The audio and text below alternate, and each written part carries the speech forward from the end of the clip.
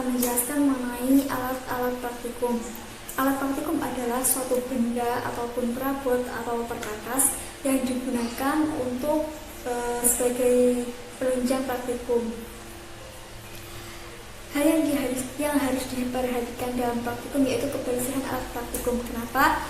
Karena pada alat praktikum yang tidak bersih, maka zat yang sisa dan zat yang masih tertinggal pada alat praktikum zat sebelumnya akan bereaksi dengan zat baru ketika melakukan praktikum yang lainnya, sehingga menyebabkan kegagalan dalam praktikum. Oleh sebab itu, kebersihan pada alat praktikum haruslah diperhatikan.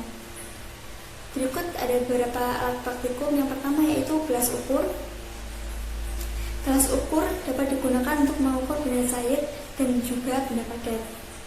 Yang kedua yaitu glass beaker, digunakan untuk mengukur larutan yang tidak membutuhkan ketelitian tinggi. Yang selanjutnya yaitu labu ukur. Labu ukur digunakan untuk membuat larutan dengan konsentrasi dan jumlah yang diketahui dengan pasti. Selanjutnya yaitu corong kaca. Corong kaca berfungsi membantu memindahkan larutan dari wadah satu ke wadah yang lain. Yang selanjutnya yaitu ada tabung reaksi. Tabung reaksi digunakan sebagai tempat untuk mereaksikan bahan atau larutan dalam jumlah yang sedikit. Yang selanjutnya yaitu Erlenmeyer, berfungsi untuk mencampurkan bahan-bahan analisis sebagai tempat untuk melakukan titrasi bahan, atau biasa disebut dengan tempat titrasi. Yang selanjutnya yaitu pembakar spiritus, dilengkapi dengan bahan bakar spiritus dan juga tutup yang biasanya digunakan untuk pembakaran.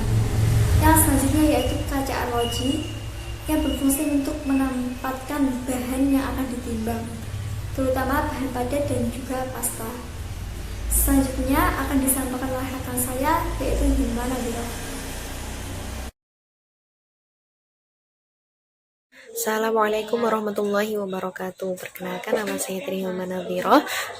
Saya akan melanjutkan presentasi dari teman saya. Yang saya bahas kali ini yaitu alat-alat praktikum. Nah, untuk selanjutnya, alat selanjutnya yaitu batang pengaduk. Batang pengaduk itu berfungsi untuk mengaduk larutan agar tercampur rata atau homogen. Kemudian melarutkan padatan dan mengalirkan larutan saat memasukkan ke dalam Erlenmeyer atau glass beaker.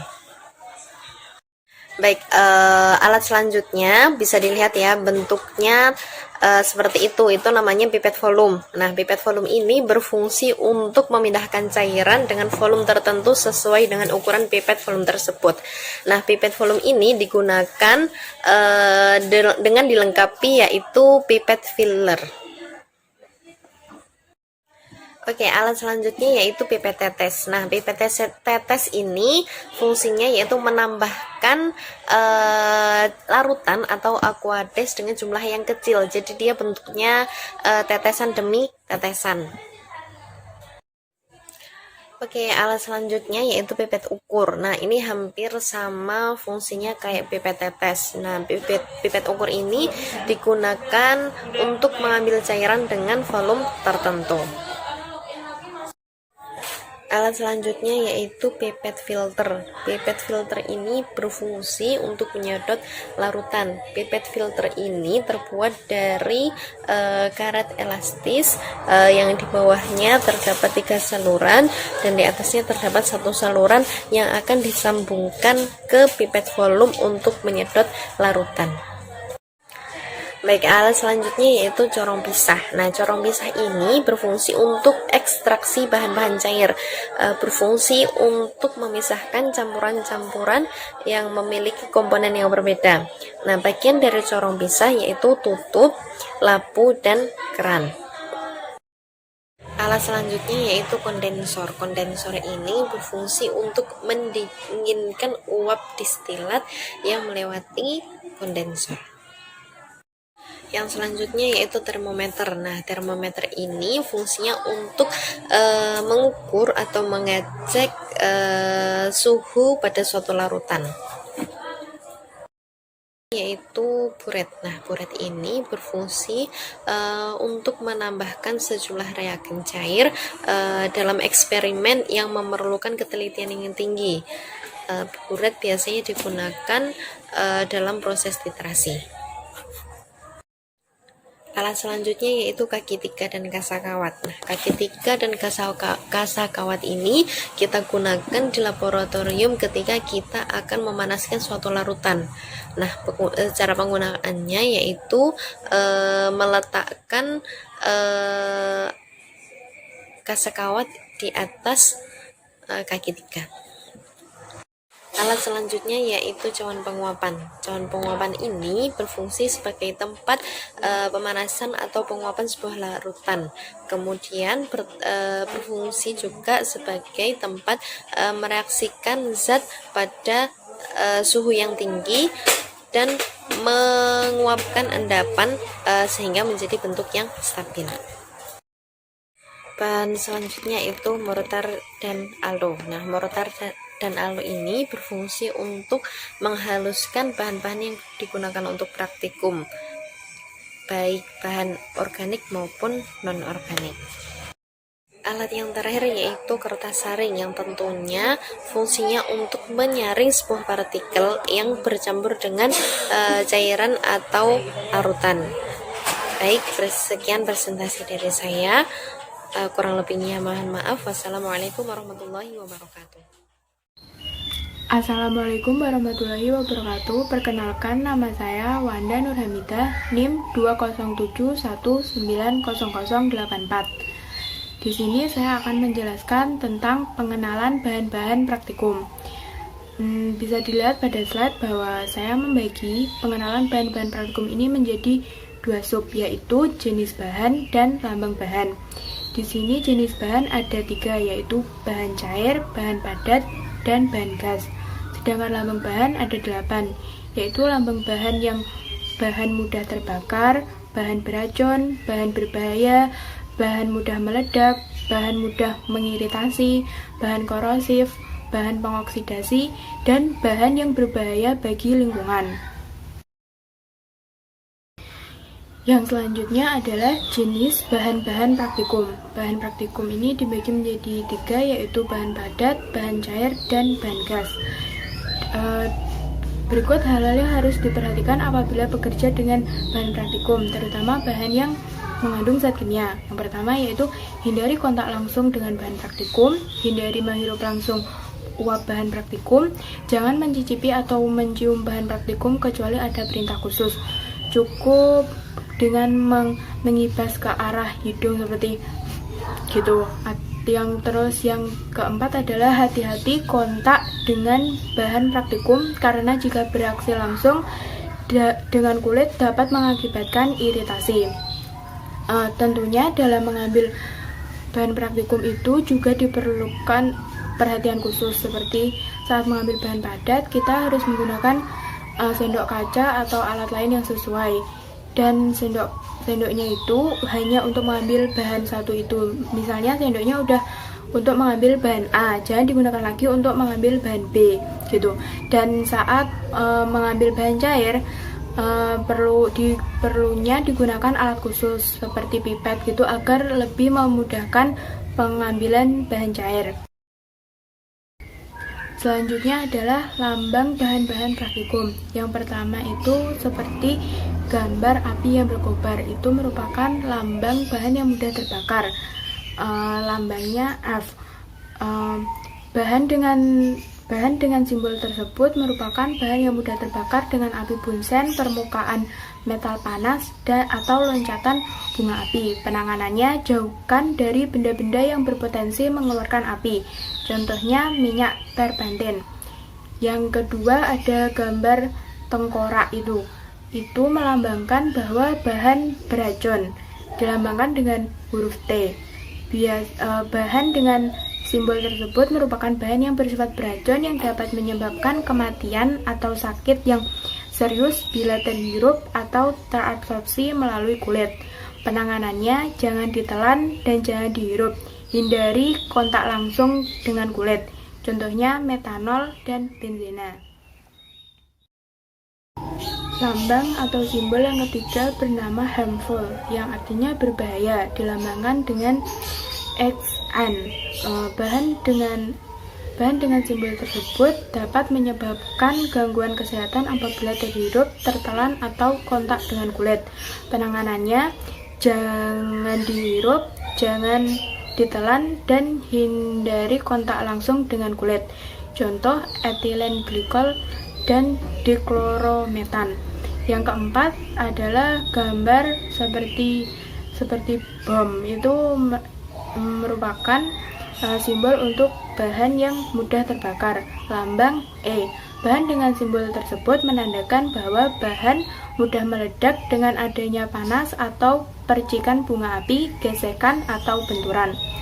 Penanganannya, hindari dari pukulan atau benturan, gesekan, pemanasan, api, dan sumber nyala lain. Contohnya KClO3 dan TNT. Selanjutnya lambang yang kelima, itu bisa dilihat bahwa gambarnya seperti X atau silang, yang menunjukkan bahwa bahan dengan simbol tersebut bahannya yaitu mudah mengiritasi. Lambang I, bahan dengan simbol tersebut dapat menyebabkan gatal-gatal, iritasi, atau kulit terbakar. Penanganan, hindarkan kontak langsung dengan kulit.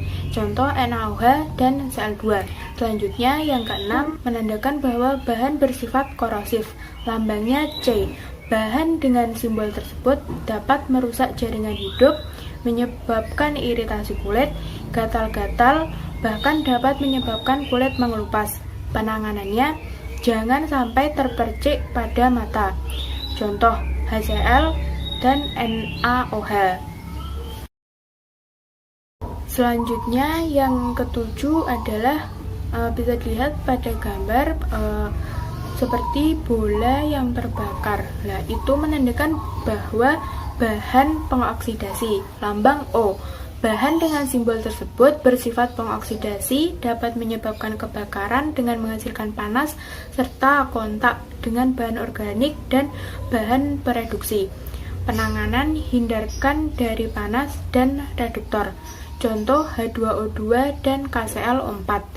Dan yang terakhir adalah lambang bahan yang ke-8. Simbol itu menandakan bahwa bahan itu berbahaya bagi lingkungan. Lambangnya N. Bahan dengan simbol tersebut merupakan bahan yang berbahaya bagi lingkungan dan dapat menyebabkan kerusakan ekosistem. Penanganan, hindari kontak atau bercampur dengan lingkungan yang dapat membahayakan makhluk hidup. Contoh tributiltimah klorida dan tetraklorometan. Cukup sekian presentasi atau penjelasan dari saya. Bila masih ada salah kata dan kekurangannya, saya mohon maaf. Dalam teknik pemilihan ini, kita perlu kemampuan dalam merencanakan apa saja spesifikasi alat yang tepat untuk kegiatan laboratorium. Spesifikasi alat itu dapat berhubungan dengan ukuran alat tersebut, bentuk alat tersebut, terus tingkat akurasi alat tersebut, dan lain sebagainya. Tetapi ada juga beberapa perusahaan yang telah menyediakan katalog atau daftar alat yang di sana telah disertai dengan spesifikasi dan gambarnya. Dapat menentukan secara tepat dengan cara mempelajari berbagai keterangan yang berkaitan dengan alat tersebut, yaitu dengan melihat gambar yang bisa kita peroleh dari berbagai sumber, contohnya dari internet ataupun dari buku. Adapun kita beralih tentang teknik dalam pemilihan alat dan bahan laboratorium.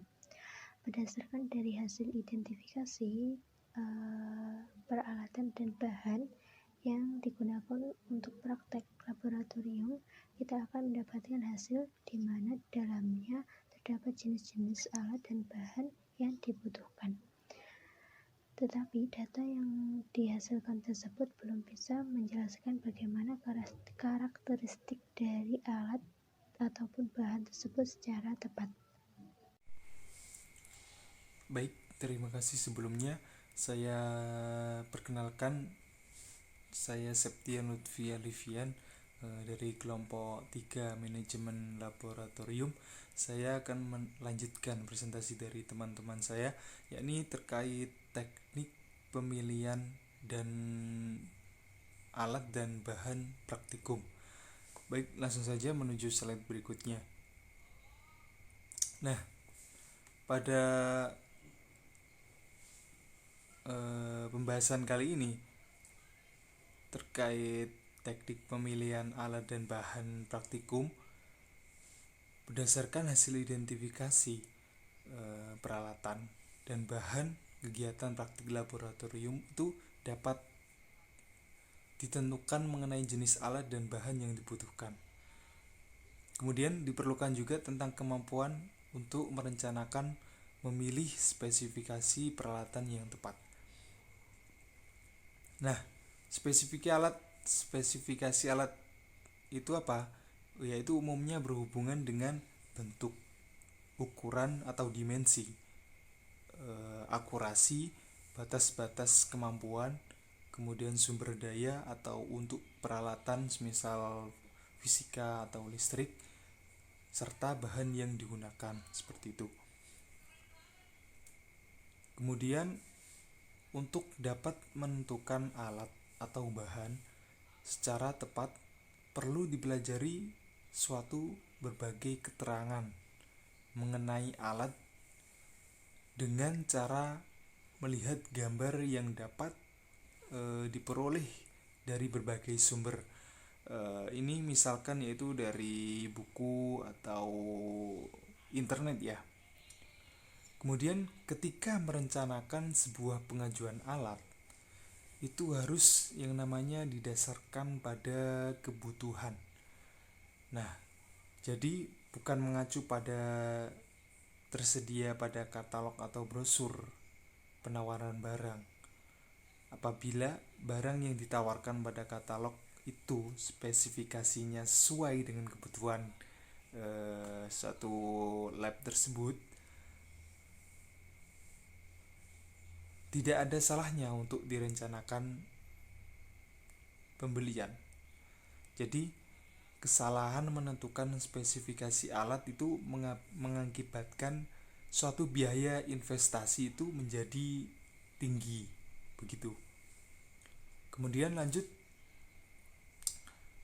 karena suatu praktikum itu bertujuan untuk memvisualisasikan suatu proses atau fenomena yang bersifat abstrak menjadi konkret dan berlatih untuk melakukan pengukuran, seperti itu.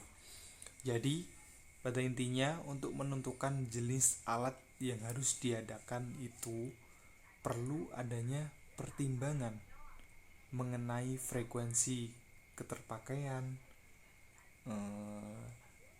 dapat atau tidaknya digantikan oleh alat lain. Jadi kemudian ketersediaan anggaran dan suatu garansi yang disediakan, seperti itu. Baik, cukup sekian presentasi dari saya. Apabila ada kurang lebihnya mohon maaf. Saya akhiri. Sekian, terima kasih. Wassalamualaikum warahmatullahi wabarakatuh.